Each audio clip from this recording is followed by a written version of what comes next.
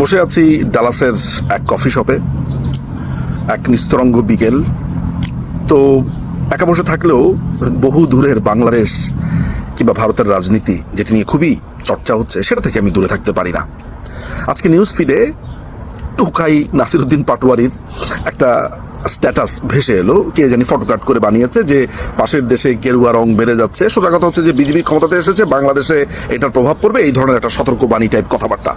কালকে ওই নাহিদেরও দেখলাম, ওই টোকাই নাহিদেরও দেখলাম এই ধরনের একটা কথাবার্তা, অর্থাৎ তারা হুমকি ধামকি দেওয়া শুরু করেছে। কেন? যদিও আমি ভারতের ইন্টারনাল রাজনীতি নিয়ে কোনো কথাবার্তা বলতে চাই না, এটা আমার এক ধরনের ধরা যাক যে ইচ্ছা যে কোনো দেশেরই ইন্টারনাল রাজনীতি নিয়ে কথাবার্তা বলতে চাই না, কিন্তু এসব ক্ষেত্রে বলতে হয়। আমি যখন প্রথম ভারতে যাই সেটি হচ্ছে জুন মাসে 2024-এর জুনে, কিন্তু কলকাতাতে আমি প্রথম আসি হচ্ছে 18ই অগাস্ট 2024। বাট তার আগে আমি চেন্নাইতে যাই। অর্থাৎ বাংলাদেশে যখন ঝামেলা টামলাগুলো হচ্ছিল সে সময়টার অনেক আগেই, প্রায় 1-1.5 মাস আগেই আমি চেন্নাইতে ছিলাম আমার মার চিকিৎসার জন্য, অনেকেই জানেন। আমি যখন কলকাতাতে প্রথম আসি, আমি পার্ক স্ট্রিটের একটা হোটেলে উঠি। আমি বিস্ময় নিয়ে আমি এসেছি দুপুরবেলাতে এসে আমি আসরের ওয়াক্তে আমার ধুম করে কানে বাজলো আজানের শব্দ। আমি বললাম কলকাতায় আজান? আমার ধারণা ছিল কলকাতাতে কিন্তু এখানে সবাই, মানে আমার ধারণা ছিল সবাই এখানে হিন্দু মুসলমান খুব কম। এরপরে দেখলাম এখানে 5 বেলা আজান হয়, কলকাতায় 5 বেলা আজান হয়। তারপরে আমি চিন্তা করলাম যে আমি পার্ক স্ট্রিটে আছি, এখানে মনে হয় ধর্মতলা পাশে শুনেছি এই ধর্মতলা বা এই জায়গাটা হচ্ছে একটু মুসলিম প্রধান বা বাংলাদেশিরা থাকে বা হোয়াট এখানে হতে পারে। আমি যেইখানে গেছি কলকাতার সল্ট লেকে বলেন বা অন্যান্য যেসব জায়গাতে বলেন, আমি 5 ওয়াক্ত আজান শুনেছি। সেখানে মুসলমান, প্রচুর মুসলমান, সেখানে একদম স্থানীয় মুসলমান, একেবারে কোনোখান থেকে আসা না, বহু বছর শতাব্দীর পর শতাব্দী এখানে থাকে, এই ধরনের। আমি কলকাতাতে থাকা অবস্থাতে আমার গত 2 বছরে আমি কখনো দেখি নাই যে অমুক লোক মুসলমান বা অমুক লোক হিন্দুর কথা আমি বলবো না, যেহেতু সংখ্যা গরিষ্ঠ, সংখ্যা লঘু যদি আমি বলি, সংখ্যায় কম মুসলমান, সেখানে কেউ কোনো মুসলমানকে নিয়ে আজে বাজে কথা বলেছে আমার সামনে পড়েছে বা আমি দেখেছি, আমি মনে করতে পারি না। নিউ মার্কেটে গেছি, শত শত মুসলমানদের শপ। কিভাবে বুঝেছি? মাথায় টুপি দিয়ে আছে, যেমন মেয়েদের পোশাকের শপ। আমি আমার মেয়ের জন্য জামা কিনতে গেছি, কাপড় কিনতে গেছি, সেখানে আমি দেখেছি। সোয়েটার কিনতে গেছি আমার নিজের জন্য, সেখানে সব মুসলিমদের শপ। শত শত চা কিনতে গেছে, খুব ভালো চা পাওয়া যায় হগ মার্কেটে, মুসলিমদের শপ।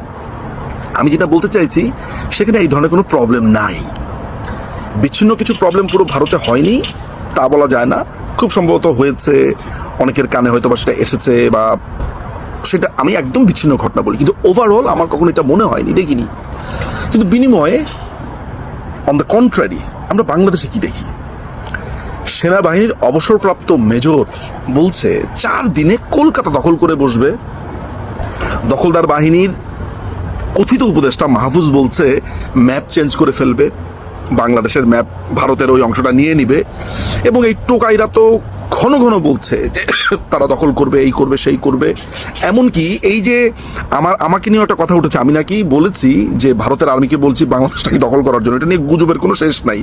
অথচ যখন এরা এই রাওয়া ক্লাব থেকে এরা 5-6 হাজার মিলে রওনা দিয়েছে যে ভারতকে 4 দিনে দখল করবে, তখন আমি বলেছি যে এই সংবাদ শুনে এখন ভারত যদি বাংলাদেশের উপর আক্রমণ চালায় তাহলে কি হবে? এই কথাটাকে টুইস্ট করে নানানভাবে করা হয়েছে। কিন্তু প্রসঙ্গ এইটা না, প্রসঙ্গ হচ্ছে ভারতের জনগণ বিজেপিকে চুজ করেছে তার রাজনীতিতে, তার ভোটে। বাংলাদেশের চুলকানি শুরু হয়ে গেছে। কেন?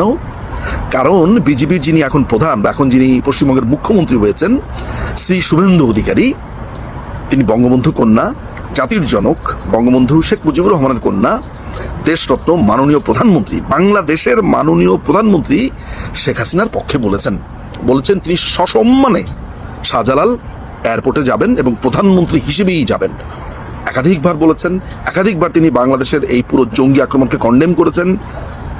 অন্যদিকে বাংলাদেশে এও হচ্ছে হিন্দুদের উপর নির্যাতন ক্রমাগতভাবে। এই 5ই আগস্টের পরে লক্ষ লক্ষ হিন্দুরা এই বর্ডারে এসে দাঁড়িয়েছে, সে চিত্র তোমরা ভুলে যায়নি। ভারত যদি এরকমভাবে ক্রমাগত স্টেটমেন্ট দিত এই করব সেই করব, আজকে কি হতো? ভারত চাণক্য নীতি অনুসরণ করে, একটা ভদ্রলোকের দেশ আসলে। যেই লোক ভারতে যায় নাই, যেই লোক দিল্লি ঘুরে নাই, যেই লোক পশ্চিমবঙ্গ ঘুরে নাই, দিল্লিতে ঘুরলে দিল্লির একটা তরুণের সাথে যদি আমাদের একটা তরুণ কথা বলে, বাইরে আমি একটা গ্যারান্টি দিয়ে বলতে পারি যে একটা শিক্ষিত ইউনিভার্সিটির তরুণের সাথে যদি আমাদের কোনো একটা বাংলাদেশের ছেলে গিয়ে টেস্ট করে আসুক, দরকার হলে সে একটা, আমরা সবাই মিলে রিকমেন্ড করবো তার ভিসার, গিয়ে একটু টেস্ট করে আসুক যে দিল্লি ইউনিভার্সিটি বা অন্য কোনো ইউনিভার্সিটিতে একটা ভারতীয় ছেলে ঠিক কতটা সংবেদনশীল, কতটা ভদ্র হতে পারে বাংলাদেশ প্রসঙ্গে। চমৎকার করে তারা বলে যে তোমরা যে তোমাদের দেশের ছেলেপেলেরা যেমন বলে, কেন বলে বুঝতে পারি না, কি হয়েছে তাও বুঝতে পারি না, মানে ওরা আসলে একেবারেই এমন না। আমি একবার জিজ্ঞেস করেছি এয়ারপোর্টে দাঁড়িয়ে যে আচ্ছা বাংলাদেশে যে এই ধরনের ঘটনা হচ্ছে তোমরা কি জানো? বলে হ্যাঁ এটা খুবই দুঃখজনক ব্যাপার, কিন্তু কেন করে আমরা জানি না। এত পোলাইটলি বলেছে, ওদের কোনো ঘৃণাই আমি দেখি নাই। পশ্চিমবঙ্গে কফি হাউসে গেছি, শিক্ষিত ছেলেপেলেরা সব কবি, সাহিত্যিক, বুদ্ধিজীবী, কারো কোনো রাগ নেই, তারা অবাক হয়। আমি ওই যে আমার বন্ধু অনি আমাকে নিয়ে গেছে এক ঘাটের কাছে, গঙ্গার ধারে, ভুলে গেছি কুমারটুলি ঘাট মনে হয়, সেখানে গিয়ে দেখি ওয়ারফেজের গান গাইছে, যেটার ভিডিও আমি চেয়েছি। অর্থাৎ পুরো ভারত ঘুরে, এই মুম্বাই বলেন, দিল্লি বলেন, চেন্নাই বলেন, আপনার পশ্চিমবঙ্গ বলেন বা পশ্চিমবঙ্গের বিভিন্ন এলাকা বলেন, ঘুরে আমি কিছু দেখতে পেলাম না যে বাংলাদেশের ব্যাপারে ওরা এমন করে না। নর্মাল, একটু অবাক হয় যে এরা এমন করছে কেন, এইসব অদ্ভুতাচরণ করছে কেন।